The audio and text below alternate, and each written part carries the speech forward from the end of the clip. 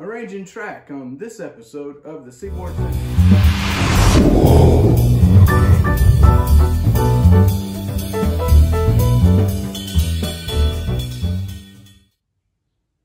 Welcome back to the Seaboard Central, everyone. As you can see from the last video, we've managed to clean off one of the old modules and recycle the track off of it. And now I've painted it and I have a clean slate to work with. If you recall from the last video, I originally had a 7.5 foot long module. I went ahead and extended another 6 inches. So now I got right at 8 feet. All right, with this module, we're going to continue our work on this 8 foot long, a 2 foot wide ADM module. So now we're going to try to arrange how I have this track drawn on the plan to the actual module itself.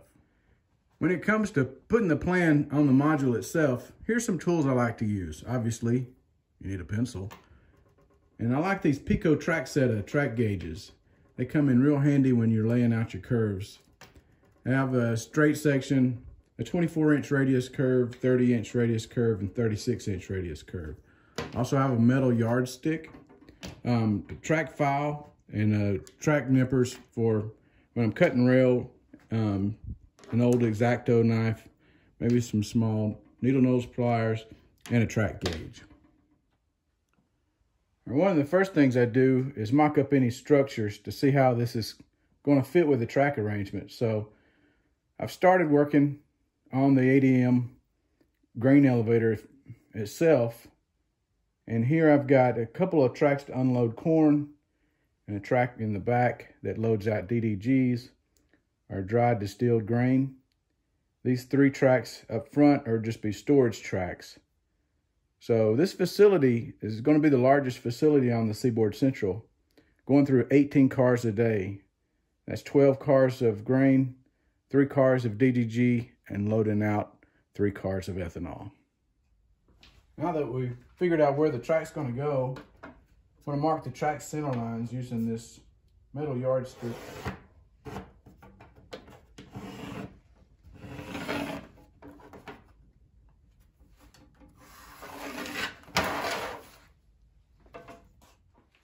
Before we try to start figuring out where our turnouts will go, we need to mark the locations where the joists are located underneath the bench work.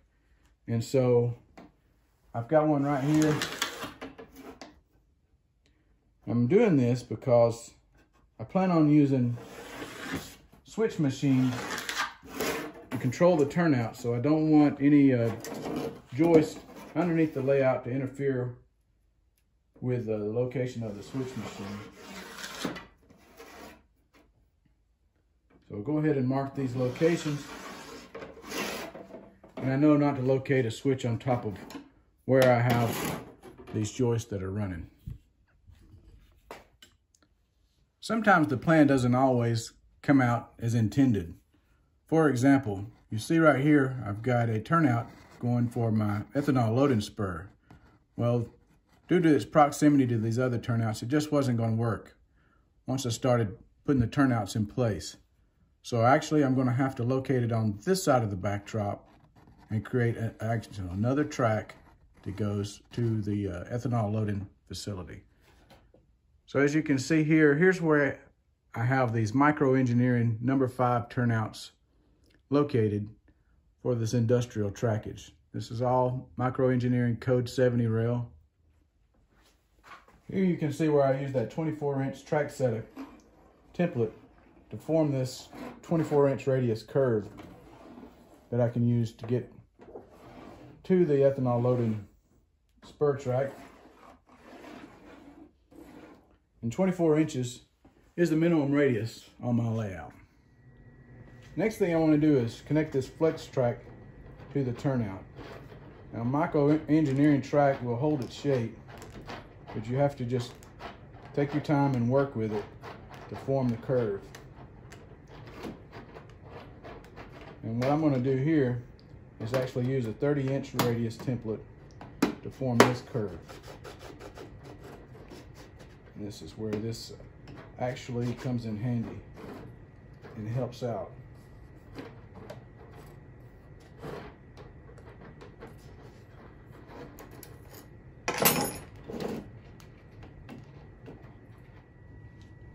Once you get the track bent to the shape that you need it to, you'll probably have to cut one of the rails to line up with the other one. So here I want to cut this one down so it'll be even with this one.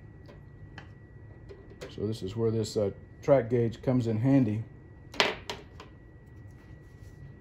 Just take my rail nippers, cut the ends off, and now I can file this track.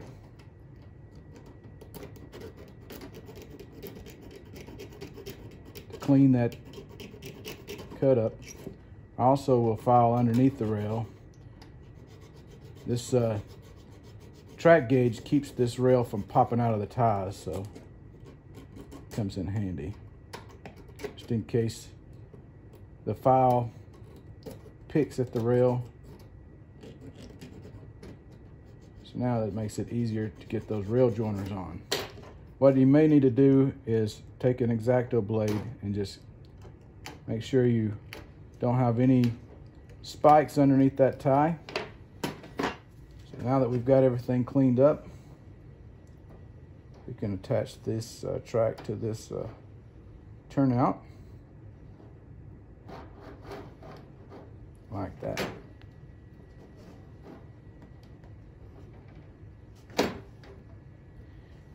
And there you go. All right, now I'm going to show how I splice two turnouts together. So in this instance, I'm going to use part of this turnout and part of this turnout together. So I'm going to show how I can connect them permanently in a way by removing some of the cross ties from this one and sliding the rails in place.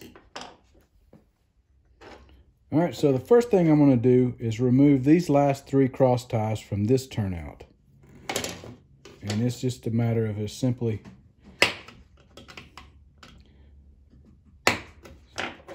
snapping this off and pulling this through.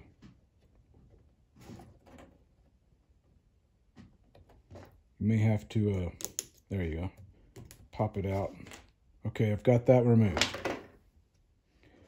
So in this instance, I'm going to remove the rail out of the webbing on this turnout, and I'm going to remove the rail out of the webbing on this turnout. And now I need to figure out how many cross ties to cut from this turnout. So it looks like I can cut from here on out. So I'm going to take these out. I'm cutting this one here and here. And also using the track saw to cut these turnouts in the middle right here. So now that I've got the cross ties removed, I can measure up, and what I want to see is the end of this rail to be right short of this frog. So I noticed that I need to cut a little bit of this rail off. So I'll use my rail nippers to cut a little bit of this one off. And I will need to file this seam smooth.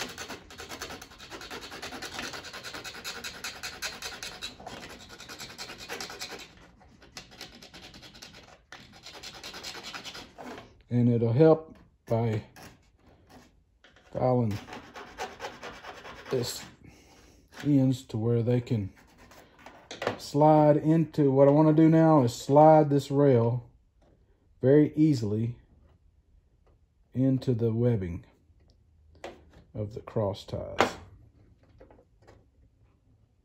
And I want to do the same with this one.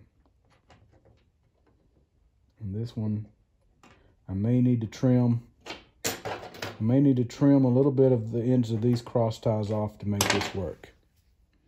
All right, to make it work, I had to trim the ends of some of these cross ties down.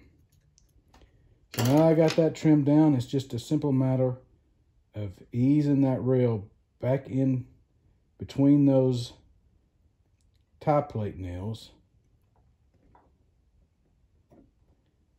And voila, you have a spliced turn out. It will now fit into this area. Just like that. So you can see I've got the track arranged for the new ADM module, and I'm really liking the way the track work flows prototypically. I believe it's going to work out just right. So stay tuned in the next episode, and I'll show you how I paint the track to get that prototypical realistic look to it. So until next time, thanks for watching the Seaboard Central.